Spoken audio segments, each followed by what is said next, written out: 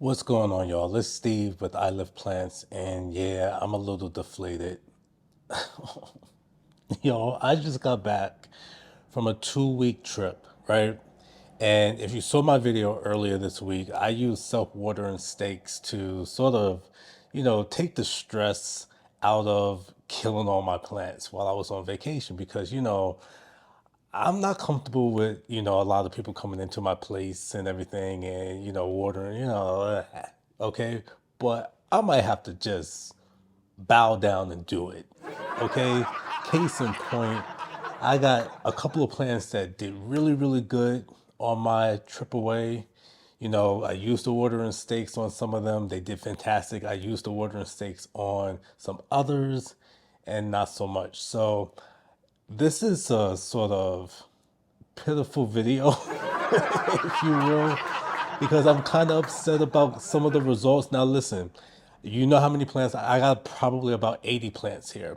The majority of them did good. I just had to snip away a couple of leaves, but for the most part, they are salvageable. They're fine. They're gonna make it. Okay, but I got some that I'm gonna talk to you in this video about that.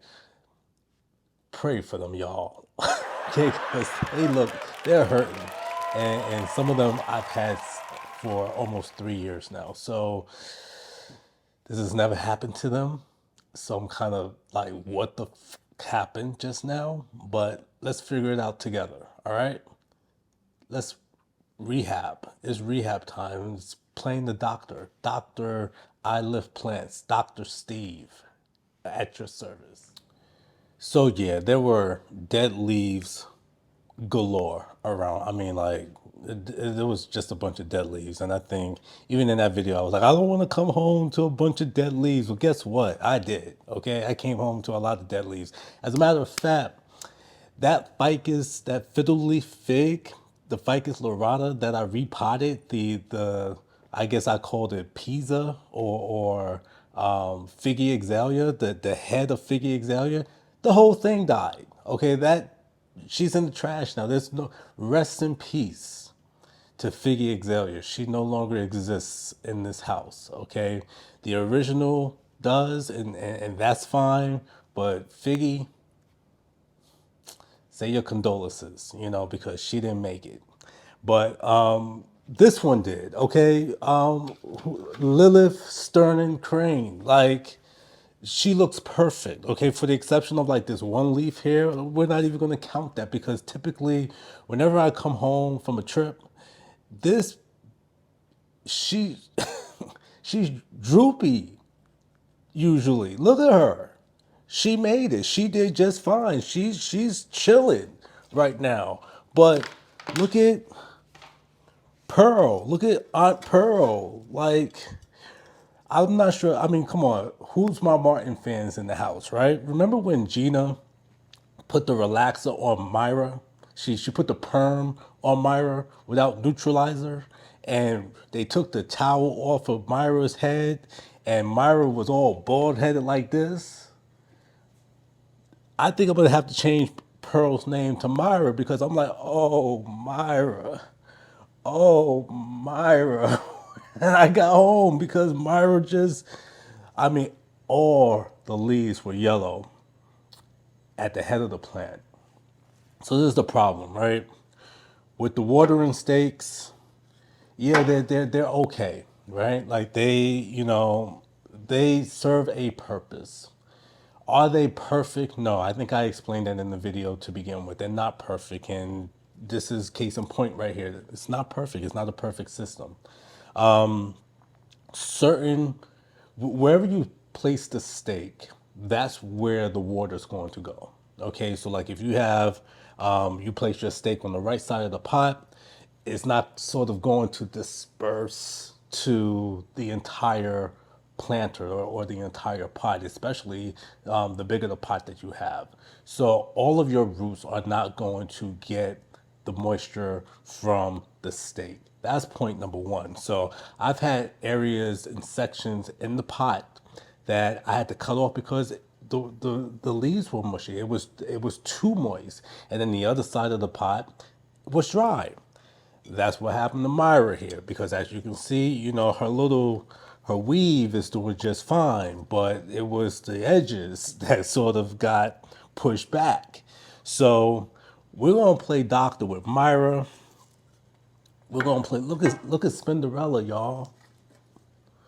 Spinderella ain't never looked like this in her life. You know what I'm saying? Like, y'all, look at Spin.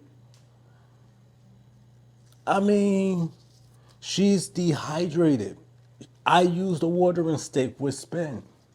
Now, the thing with Spin is that she typically does get dehydrated when I don't water her every week. But apparently, the steak didn't work correctly with Spin. Look at Locks. Same deal. This has never ever happened to Locks. In 2 weeks, y'all, you see this? This is Locks. This is my pothos, my golden pothos dehydrated, y'all. I mean, like, I'm feeling the leaves. There is nothing here. Nothing. Nothing. So, Locks and Spin, we're going to do some work on y'all. And then the last one that I wanted to point out to you is my Pink Perfection. If I remember correctly, this is Pinky. And I just got Pinky about a month and a half ago.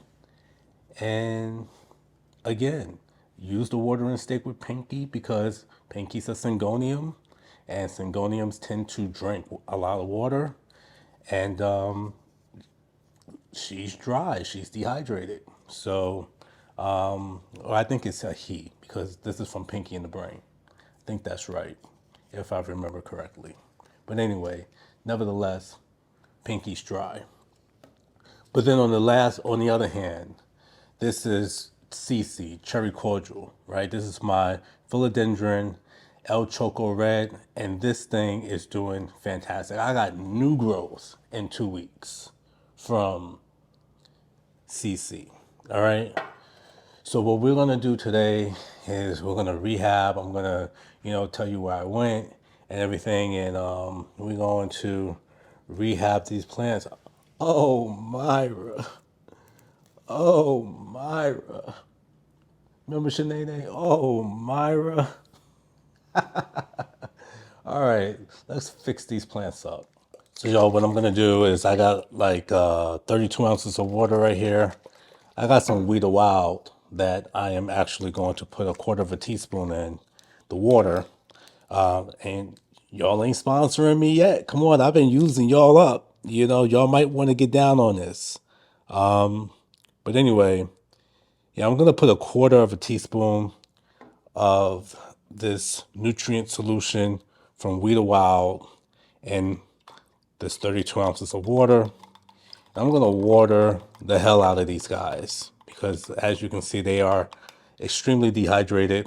And I'm actually also going to chop them down a little bit, get some of these dead leaves that just, they're not coming back. So let's not have them overwork themselves. Let's have them fix exactly what needs to be fixed. I got them seated.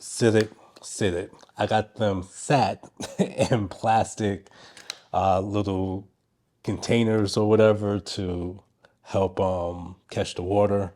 And I'm going to top water these guys and just make sure that they are getting soaked all the way around and that the water is actually going through to the bottom of the plant. Make sure that they are well draining. Now, Pearl, I did some rehab on her a little bit earlier. Let me show you guys something real quick. I'm gonna come over here and show you a little propagation that I did from Pearl earlier this year. That we're gonna put some extensions back in her hair in a couple of weeks to make her look a little bit more full. But this was a propagation that I did about maybe a month ago, about 6-7 months ago. So we got to make her look a little bit more full, y'all, because she got places to go and people to see. I don't want to, you know, permanently change her name to Myra, but she's giving Myra right now from Martin. And Anyway, hopefully she will respond to this. I mean, her leaves are super duper dry, y'all. I mean, they are extremely dehydrated, and typically with Pearl, within a day, you can literally feel the difference in her leaves. Seriously. So I'm just gonna move her out the way and work on Spinderella because at this point Spin needs the most work, y'all. You see, I left her be, and I'm gonna have to do some surgery on her and get a lot of these dead leaves up. Now, the funny thing is that before I left, by the way, I went to Panama and Colombia, and those two countries are everything. My family's from Panama, so I was able to go to the home country and see exactly what it was like. And you guys, if you haven't been to Panama, you have to go to Panama. And in fact, sometime in the next couple of weeks, I actually visited a plant shop in Panama called Casa Philodendron. Now, when I found out that there was a Casa Philodendron in Panama, yo, my heart stopped and I said, yo, I have to go here. Like, we'll skip the tours for today and tour Casa Philodendron. So I actually have a plant tour video of Casa Philodendron with the owner of Casa Philodendron, Javier, who showed me around to his personal collection at the shop, which was amazing. I mean, it was just it just meant so much to me. But I went to both countries, saw philodendrons growing in the wild, so anthuriums growing in the wild. It was just amazing. I saw bromeliads climbing up trees, believe it or not. Like, they have the ability to reproduce higher on the tree. It's crazy, y'all. It's crazy. But great trip. Great trip. If you haven't been to either country, you gotta go. You have to go. Put it on your bucket list. All right. But as we get Spinderella back in shape and looking good, I just want to show you guys one thing about her as well, and that is her roots are just so dry. Her roots are never this dry, and this is exactly why she's looking dehydrated, and she has some dead leaves here and there, So I'm fully confident that Spin is going to make a full recovery. She was dehydrated for me once before, not to this capacity, but you know, she's resilient. These silver streak pothos are resilient, and believe it or not, I think maybe I haven't mentioned it, but I was going to do and showcase a Pothos video that I already filmed because I actually had to stake them up higher, including my marble queen. So I had to literally get higher, bamboo sticks and stuff like that because they were growing fantastically. And now I can't even premiere that shit because they're doing this. They're going through changes right now. So, hopefully when they all recover, I'll feel a little bit more confident debuting that video to you guys and just showing you the process that I took to get them up higher stakes. And yeah, y'all, come on, pray for these guys. Pray for these guys because these are my babies. So the last one we're gonna do is this golden pothos. All right, this is one of my favorite plants, and as you can see, Lots is just really, really dehydrated, and we're just going to probably just get rid of this one leaf and just see if the rest of the leaves can bounce back somewhat. I don't want to have to trash any of my plants because not saying that I humanize them, but you know me, I care about these guys, you know? So let's see how they do. In about a month's time, what I'll do is I'll give you an update video on exactly what's going on with these guys to see if there was any change. Maybe I'll do a quick little short to show you the progress that has been made, God willing, to all these plants. I mean, the short that I put out a couple of days ago showed the tragedy when I walked in the house and saw the destruction and the massacre of dead leaves on the floor. But my guys are resilient. Look, I can go a week or two almost and not worry these guys and be here, be right here in Dallas, right? But the moment that I go away for a week or two and leave them here by themselves, I'm telling you, there is some truth to the fact that these guys, these plants, get connected to the presence that they're in, all right? And I'm not trying to be spooky or supernatural or whatever. This is real talk. This is what I feel from these guys. Okay. And I know some of you plant collectors probably feel the same thing. There is a connection. Okay. They know that you're taking care of them. And when you're absent, when you're not there, they respond to that. Okay. They know that something's different. So I am probably going to have to bite the bullet pretty soon and entrust one of my friends here in Dallas to come and water these plants when I'm away. I love to travel. This won't be my last time hitting the skies, but I do need someone to come in here and just look after these guys when I'm gone. And I trust, I guess, that my friends can take direction. Just joking, you guys. You know I love y'all. You know I love y'all. Anyway, you guys, this is Steve once again with I Love Plants. Please subscribe to the videos, subscribe to the channel, like the video, okay? You know, I'm not green when it comes to this, but I'm still learning. You know what I'm saying? And so any tips that you have, please leave them in the comments. If there's anything that I could have done differently, please leave them in the comments, because believe it or not, I really do learn from you guys. When you guys give me tips in the comments, I take that to heart and I'm like, oh, okay, that's different. Let me try that. Let me try that next time.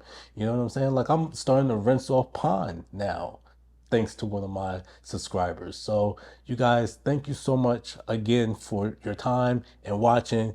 And don't forget to love yourself. Loving yourself helps you love others.